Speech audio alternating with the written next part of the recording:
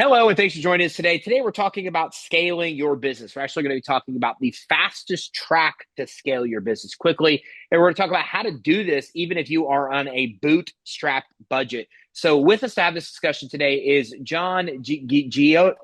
I knew I was going to mispronounce his name. John Ghiorso.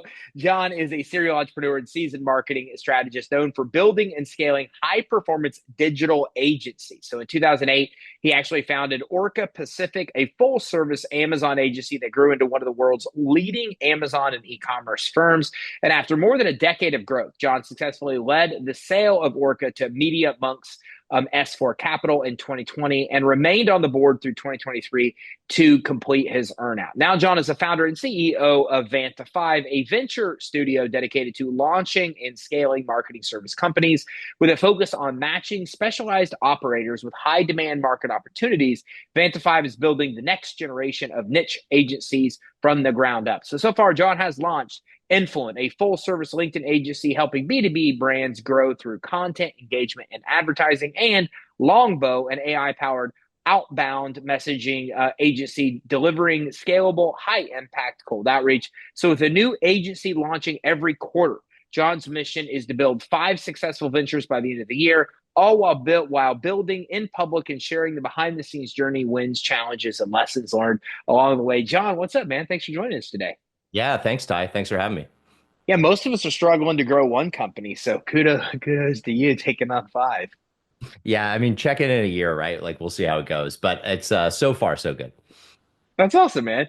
Well, listen, from what you do, I mean, you obviously work with agencies and have experience in launching agencies, right? So, in doing so and building 7, 8 figure businesses in this space. So, in doing so, you have a ton of experience on scaling and growing. So, that being said, what do you think? Like, you've had successful exits. What do you think are some of the basic foundational things that entrepreneurs should be doing right now to kind of get on that fast track of scaling their business quickly? Yeah, so I think a lot of entrepreneurs that are in like the 7 or low 8 figure range, especially if they're bootstrapped, they probably have a great product or service fundamentally, right? Or let's say you're a $5 million business. You wouldn't have gotten to $5 million if you weren't really good at what you do.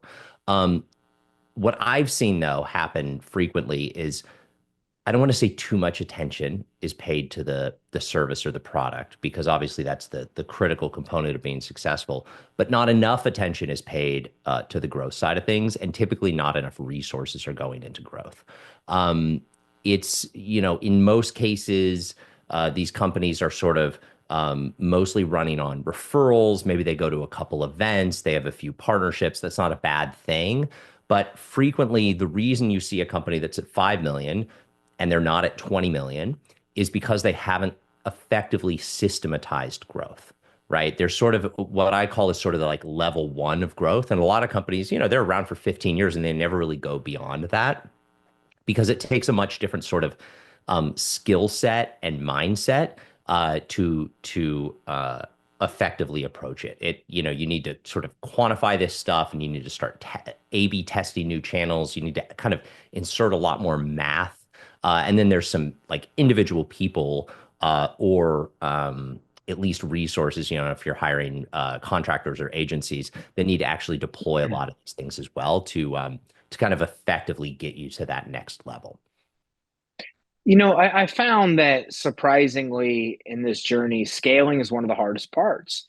And I always honestly thought it was one of the easiest parts, but especially platforms like Facebook and ads, they make it really hard to do. Like, what you dial in a campaign, you get your ROI, you scale it, and they just start intentionally messing with the algorithms to get you significantly higher costs than when you tested everything. It seems like the more money I spend on platforms, especially like Facebook, this happens. So, like, what is happening? Why is that happening? Where it seems like the more you want to spend with some of these platforms like Facebook, the worse results they ultimately give you. So there's a couple things happening there. One is a lot of these platforms have some kind of plateau and diminishing returns, right? So like take Google AdWords, for example. Probably the first $1,000 you spend is going to be really effective because it's kind of the lowest hanging fruit. If you go out and spend 10 grand, you're not necessarily just going to 10x your results. So that's one factor. Another factor is as you move through time, a lot of these platforms start in a way that's sort of misaligned from a supply and demand standpoint, meaning your ROI is going to be quite good. Like there's all these stories of the first people to ever do Facebook ads, the first people, and I was one of them, to ever do Amazon ads. And like the CPC rates are 5 cents. And you're just like your return on ad spend is 50x, right? It's just completely insane. And that's always sort of like a moment in time thing. I really like this concept of seeking alpha in marketing. I mean, it's applied to investing, right? People know the concept. Alpha is sort of, outsized returns. Beta is just sort of standard market returns. In marketing, all most of what you'll do is beta. It's not that it doesn't work. It's just that the returns are sort of like just good enough to justify the spend, right? It's like technically maybe positive ROI, but it's you're spending a buck and you're getting a buck and 10 cents back.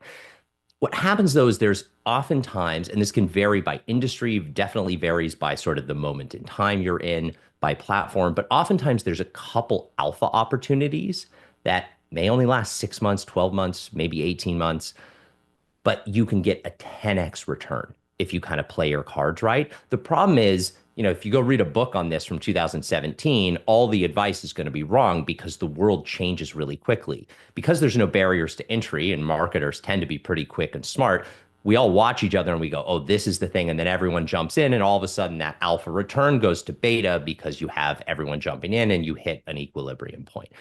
Classic example of this is like efforts in SEO, Google AdWords, Facebook ads, stuff that's been around for a long time, probably with a few exceptions still. So I think it's really important when building a marketing strategy to test. You don't want to test 50 things because it's not cost effective, but kind of have a thesis, test the top 5 channels.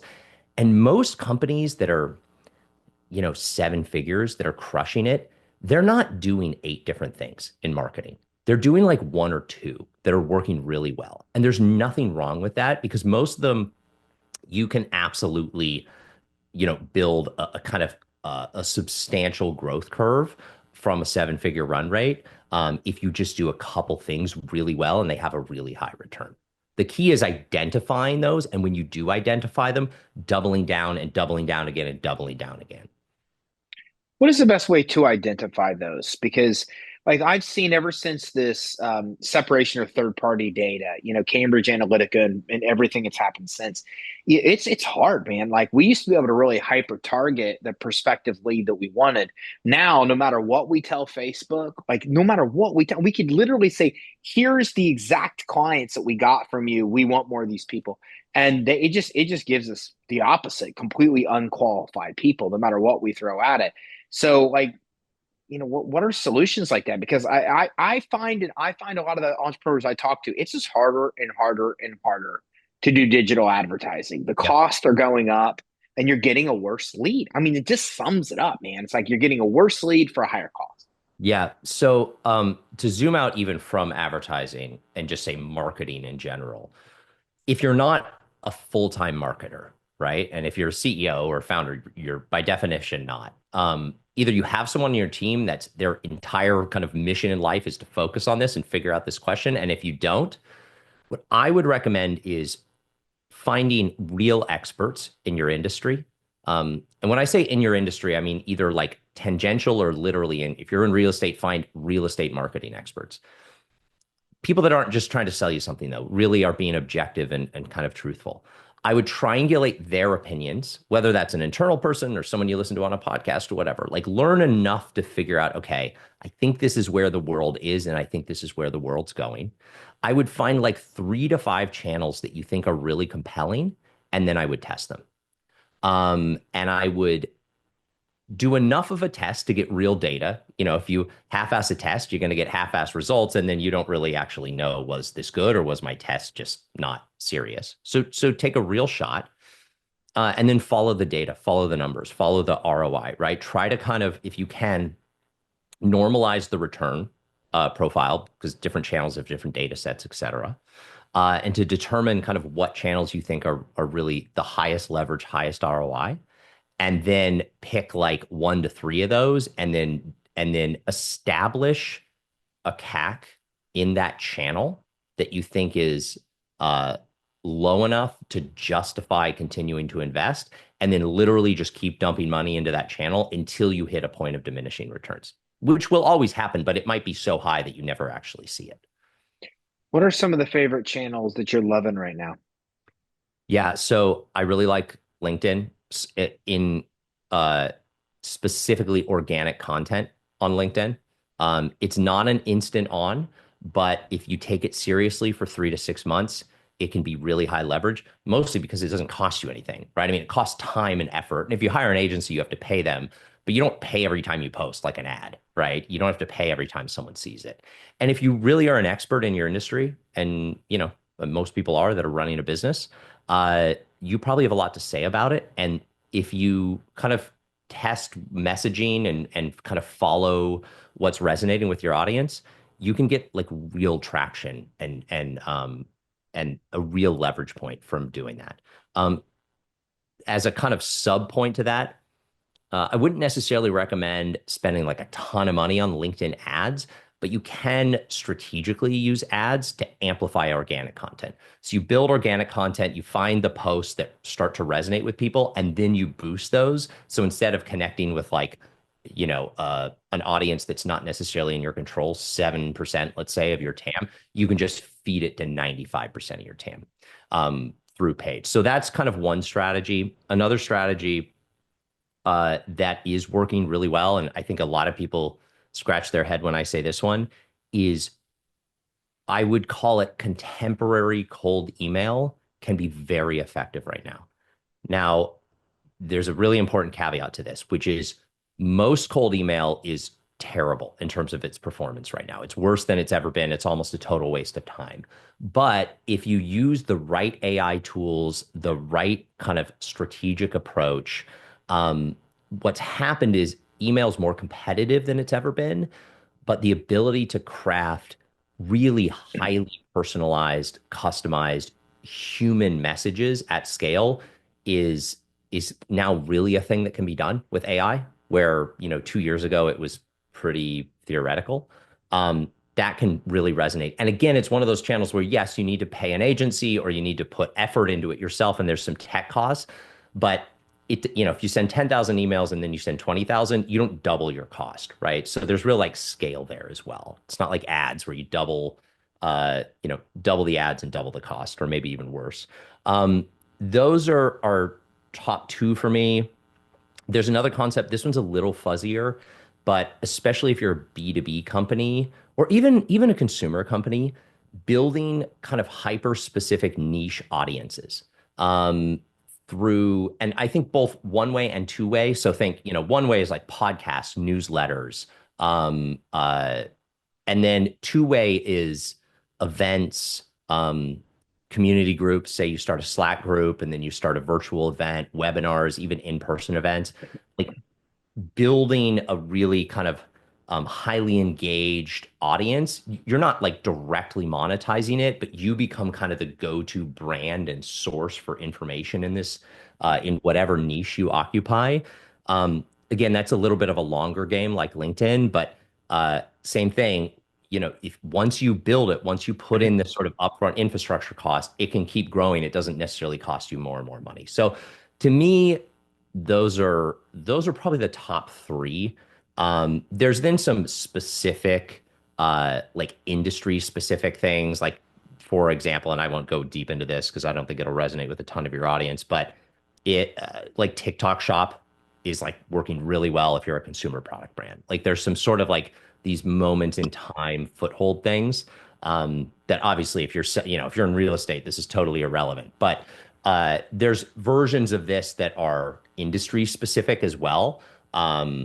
There's almost always, again, like a couple things. If you really find a path, you can do real damage with, in a good way, with that sort of alpha strategy. I find that LinkedIn, it's really hard to produce content that people engage with. And I mean, I'm for me personally, it's impossible to get ads to produce ROI. Like, I don't know what the deal is. We've been trying for years and years to run ads, and they are so expensive to get a lead from a LinkedIn ad. And then they don't convert any better than, a lead that's a tenth of the price to another platform. Any thoughts, any feedback on how we can do better on improving in LinkedIn? Yeah, so I mean, I'm not, I work with people that are experts in this. I'm not an expert. My high level thoughts here are LinkedIn ads are notoriously expensive. I think what you have to generally keep in mind is that the value of that person on the other side that you're serving an ad to for your company may represent a certain number, but for another company could be a much higher number. For example, if it's a, VP of procurement or something that you're trying to get a hold of, maybe you're selling them a $5,000 solution, but there's some enterprise tech company that if that person responds to their ad, that has a $600,000 lifetime value, right? So that can, if you're not at the top of that kind of value proposition, um, it just means your costs are like relatively really expensive. So that's a phenomenon that's important to keep in mind. I do think though most people throw stuff at a wall, for lack of a better term, with LinkedIn ads. They don't use LinkedIn ads experts. And LinkedIn now, the ad side of the business is sufficiently nuanced and complicated that you need a LinkedIn ads expert. It's like a pretty niche thing, but if you just take the person that does your Google ads or Facebook ads and go, oh, you just figure out LinkedIn, just realistically, they're not going to have the skill set to kind of find the path to ROI. There is typically a path to positive ROI, but it takes kind of real strategy and expertise. Uh, and there's honestly when our one of the companies in the portfolio, when I talk to the ad guys about this, I like understand 20% of what they're telling me, which and I'm not a dummy, right? But it's just a level of um kind of like domain specific knowledge that in and of itself is like, oh yeah, okay, that's like there's very much expertise now here that is important. What about cold email? We use like Instantly for cold email, and it's pretty effective. Like we're starting to get good, really good positive engagement. Getting them to take an action like schedule an appointment is a little bit hard, but man, there's no way I could scale a company with cold email. So I'm interested that I think it's interesting that it made your list of those top Yeah. three because like it's really hard. I mean, will we get customers out of it? Sure. And will we get positive ROI? Yeah, but man, we couldn't scale with cold email that I can see. Is that because are you driving a significant amount of leads, but then those leads aren't converting, or are you not driving a significant amount of leads? I think we initially hired we outsourced it, and then they didn't get very good results. And then we came in, and we did it ourselves, and we're still getting things warmed up and stuff with Instantly. Yep. And then we would get lead, we would be able to send it out, but we wouldn't get positive responses. Now we fine tune the messaging, and we're getting positive responses. They're just not taking the action, and we've tried multiple actions like scheduling an appointment. So we're progressing and making it through Yeah. there, but man, I don't know how you could make it so effective with cold email that it would be enough to scale a business to 7, 8 figures. Yeah, so I'll add some nuance here. So uh you have to the best framework to think of cold email or this kind of concept is through the lens of a human driven full stack outbound sales team. So think like at scale, right? You're going to have uh, five SDRs, five BDRs, three A's. And what those people are going to be doing is they're going to be soliciting leads, like getting the lead. Then there's a whole step though, and it's not like a step, it's a series of things that happen between the lead, which the lead is literally just like, yeah, maybe who are you? It's some like very vague response. Maybe they fill out a form. It's like, a guy's riding by on a bike and you yell at him and he stops. Okay, now what do you say, right? It's not like, and I think a lot of companies confuse this with inbound leads, which an inbound lead is like, oh, I heard you guys are great. What's your pricing? Can we talk? Right? Very different thing. Then there's a whole series of things that happen. You're going to do an audit. You're going to send them Loom videos. You're going to have some, kind of like initial chats before they even get into the sort of like sales qualified. They're actually in a sales conversation. What I see typically happen is even if companies are good at driving leads through cold email. Think that's like the first big step if you use kind of the human analog to it, right? They then just don't address that middle step at all. So they do drive leads. And then they go, yeah, but the leads don't convert. They don't want to book meetings. It's because, again, to use my stupid analogy, right? A guy's ridden by on a bike, you've yelled stop. He's gonna, okay, stopped and looked at you. And then you're like, hey, do you want to come over for dinner? And it's like, no, who are you? This is weird. And they just ride off, right? So you've technically gotten the lead, but there is a lot of work that needs to be done between lead and like, okay, here's our AE. We're going to actually like get into, pain points and start having like a real sales conversation. This is what we do, et cetera. Um, the problem there is uh, historically, if you didn't already have a full outbound sales team, there's no way to really address this in a cost efficient way, like other than going out and hiring, a bunch of actual salespeople. I think we are now entering a world where you can effectively build a mostly technology driven system without people to address that kind of second stage in the process.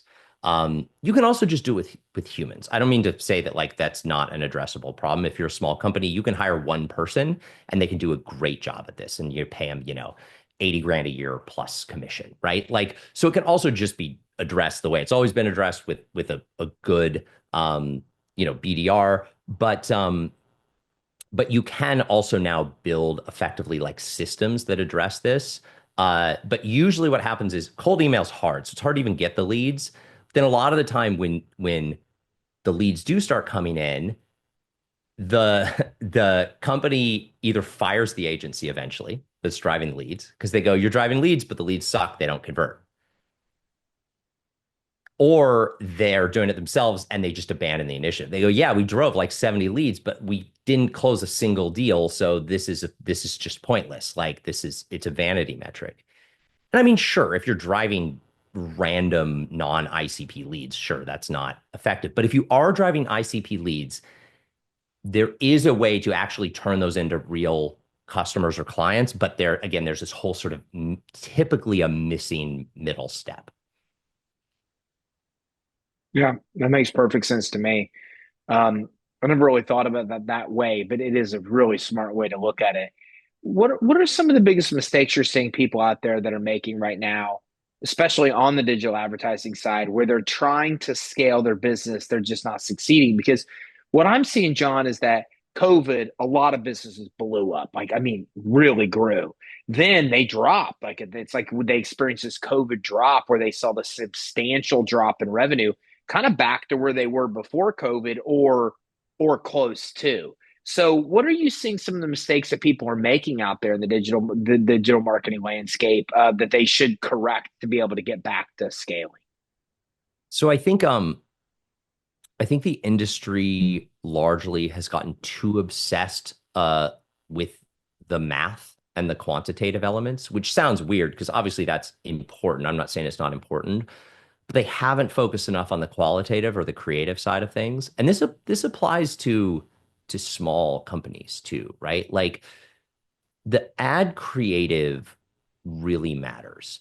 In fact, I would argue, a way to think about ads is it's just a distribution mechanism for creative, right? So if you think about like organic creative, whether that's like LinkedIn content or a banner ad or whatever, right? Like just the content itself, the message, the pictures, the videos that go along with it.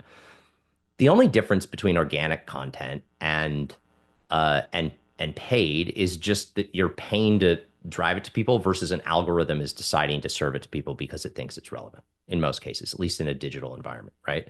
So like there's this thinking that, well, if you pay, people should pay attention because you're paying for them to pay attention, but you're not. All you're paying is to get them to see it for a split second and decide, do I stop long enough to read this or watch this 15-second video or not look away when the video plays that I'm forced to watch. Um, and therefore the creative is really important. Here's a way to think about it. If the creative is not good enough to go viral organically, you shouldn't be running spend against it, in my opinion. I think that if you think about it in that way, it will significantly raise your own bar for creative. Um, and my guess is when most companies aren't seeing a good return from advertising, that's the reason because uh, we are obviously in this world where attention is harder and harder and harder to attract and to nail down, but people still do have attention that they focus on specific things, right? Um, but you're not gonna trick them into paying attention. It needs to genuinely resonate with them. And again, easy to criticize, hard to do, right? Like creative is hard, but I think that tends to be the bottleneck. Any advice that from what you've seen of what is kind of viral worthy content right now? Ooh, I mean that's a billion-dollar question, right? And there's people that are far more qualified. I'm not a creative guy. I have the black t-shirt and I've been in the agency world, but I'm not. I've worked with really brilliant creatives. I'm not a creative guy. There are people and companies that do extremely well just monetizing creativity in this way. Um, I think I think for me, it's if you're doing it in a sort of scrappy way, I think it's trying to be really empathetic and put yourself in the shoes of your ideal customer or client and just saying like, if I were them and I saw this, would this be interesting to me? Would it be interesting? Would it be educational? Would it be funny? Would it be entertaining?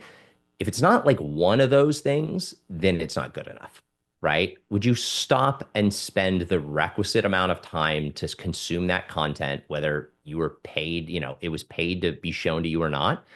Um, and again, I think that's at least kind of the starting point and framework I would use. And then from there, I mean, you can find people on Upwork that can do creative work for, $30 an hour. You can go hire WPP and, pay them $7 million a year, right? So there's like a massive, massive range of the way to actually resource this. You can do it externally, you can do it internally. Um, uh, and there's, every flavor of kind of resource you could think of out there in terms of the creative industry is pretty big. Um, but at a minimum, I would view it as at least kind of half of the equation. Where I think most people when they run ads, because they're used to like Google AdWords, where there is no creative really, right? I mean, maybe a little bit, um, but once they get into other sort of advertising domains, they just don't take it seriously enough. So I think even that mindset is like a good shift for a lot of people. Hmm. So I'm interested. Five companies in a year. That's a huge feat. Along this journey, what's probably one of the most important lessons that you think you've learned in doing what you're doing right now? I feel like all the lessons I've learned are like obvious, but um, for me, the right people is one of, if not the most important variable of success here. Um, the vision, I think, is important. The domain is important. The sort of financing model, the operating model, those are all important. But ultimately, like you can get all that right and you can get the people wrong and you're still going to fail. And you can get the people right and you can be kind of half baked on the other stuff and still probably find a path. Right. So, like, people are incredibly important. Um, I think that's been a big lesson. Uh, Establishing product market fit, like and really being realistic about we either have it or we don't. I shouldn't say we don't. We either have it or we don't have it yet. Um, I think is also critical. It applies to every business, not just SaaS or tech companies. I think that's super important. You might love the idea. There may be a ton of demand, but like you need to make sure it really thrills clients. And until it does, like you just got to keep working on it, keep working on it, keep working on it. Um, Again, probably obvious, right? But like it's funny. Uh, all this stuff is I'm like seeing the movie over and over again now because like I did it once and I did it over 10 years and it was one company. Like most people run one company, which is kind of the normal way of doing this. And now I'm doing it like in rapid succession. So it's interesting to actually see like there's a little bit more pattern recognition now, which is kind of fun in a way, I guess. So yeah. John, great stuff today. Where can everybody go to learn more and to maybe talk to you and your team about being able to scale their business? Yeah, for sure. So, you can, we have a very simple website that kind of links to the companies in the portfolio, VantaFive.com, or you can just find me on LinkedIn. That's probably the best place to find me. Search my name. There's only one of me. Uh, and, um, and yeah, I try to be pretty active and build in public and kind of at least, share some of what we're working on there. So, I love it. Thanks, John, for joining us today. yeah, thanks, Ty. Appreciate it. All right, so listen, if you're watching this, make sure you go to vanta5.com. That's VantaFive.com. It's a real simple site. And if you go to vanta5.com, you can already get to two companies that John has launched. You can access them, get all their information, and access their resources to be able to help you start growing and scaling. You can even kind of see the other three he's working on in the stage that they currently are, as he's actually getting ready to launch those as well. So it's really cool. You got to check it out. You've never seen a site like this before. Go to vanta5.com. And also make sure that you find John on LinkedIn. You want to follow his content. I mean, let's be honest, you've probably never in your professional career had a chance to watch somebody behind the scenes, what they're doing to launch five different companies at the same time. And that's something you uniquely can get just by watching John. So make sure you find him on LinkedIn. His last name is spelled Ghiorso. So it's John, Ghiorso. Let me say it over there, Ghiorso. So make sure you go find him on LinkedIn as well. And then follow his journey, because I think there's a lot of things you'll learn to be able to scale your business, to be able to watch somebody else scaling five of those businesses. So make sure you find John on LinkedIn, and also make sure that you visit vanta5.com. Thanks for tuning in. Take care. Have a great day.